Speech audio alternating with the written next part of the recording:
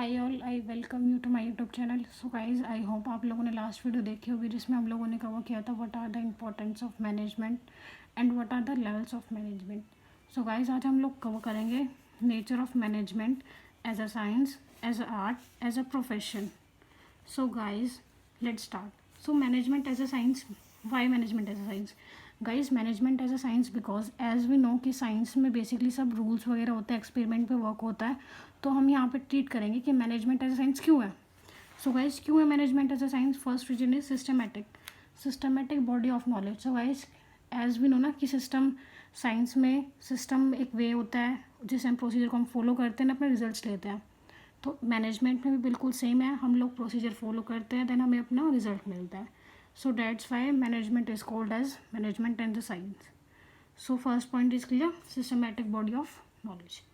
So guys, second one is principles based on experiment. So guys, as we know कि science में क्या होता है कि जो हमारे रूल्स या प्रिंसिपल्स बनते हैं वो एक्सपेरिमेंट के बाद ही हम लोग फाइनल करते हैं ना। हाँ, जैसे एप्पल का एग्जांपल लेते हैं तो फिर वो लॉ बनी। तो यही होता है बेसिकली कि हम लोग पहले चेक करते हैं, एक्सपेरिमेंट करते हैं इंडिविजुअल्स पर, थिंग्स पर, देन हम लोग फाइनल करते हैं yes it is. After experiment हम लोग डिसाइड करते हैं कि या इट इज़ ट्रूथ और not.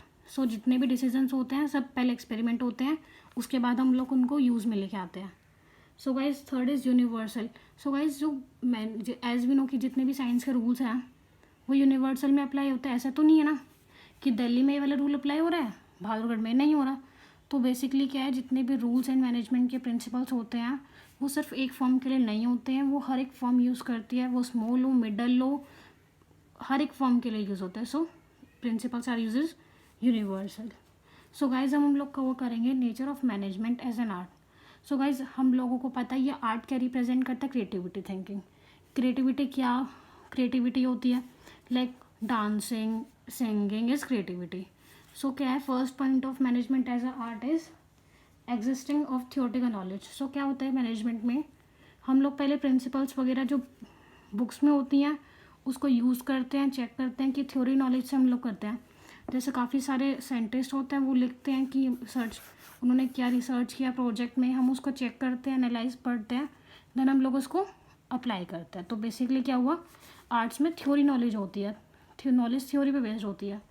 So that wise it's called is existence of theoretical knowledge. So guys, हम नेक्स्ट है पर्सनलाइज्ड एक्सपीरियंस।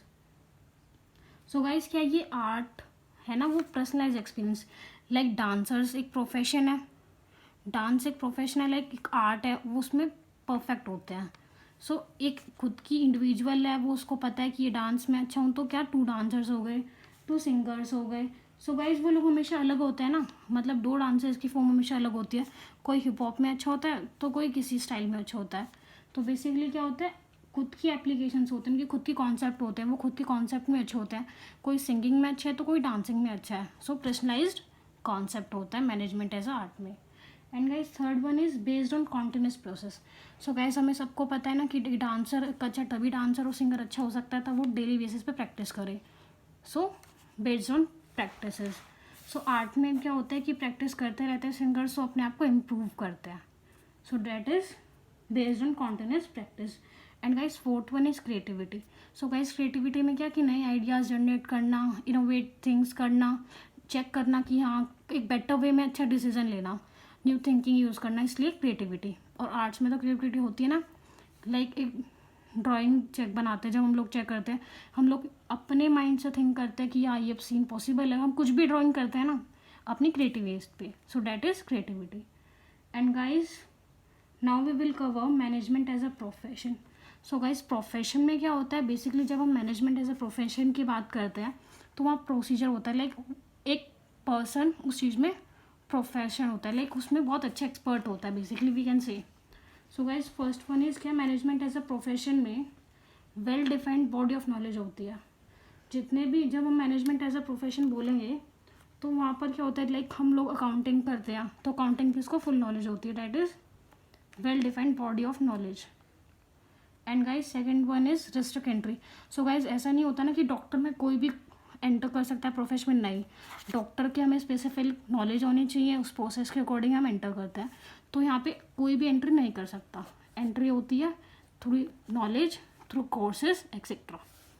सो गाइज अब प्रोफेशनल एसोसिएशन. सो गाइज क्या होता है कि जब मैनेजमेंट एज अ प्रोफेशन करते हैं वो पर्सनल एसोसिएशन होती है. लाइक हम लॉयर्स को ले सकते हैं कि वो खुद अपना एक ऑफिस बनाते हैं, क्रिएट करते हैं, खुद की नॉलेज करते हैं, देन कोर्ट में केस करते हैं स्टार्ट. तो बेसिकली एक एसोसिएशन भी क्रिएट हो जाती है इनकी.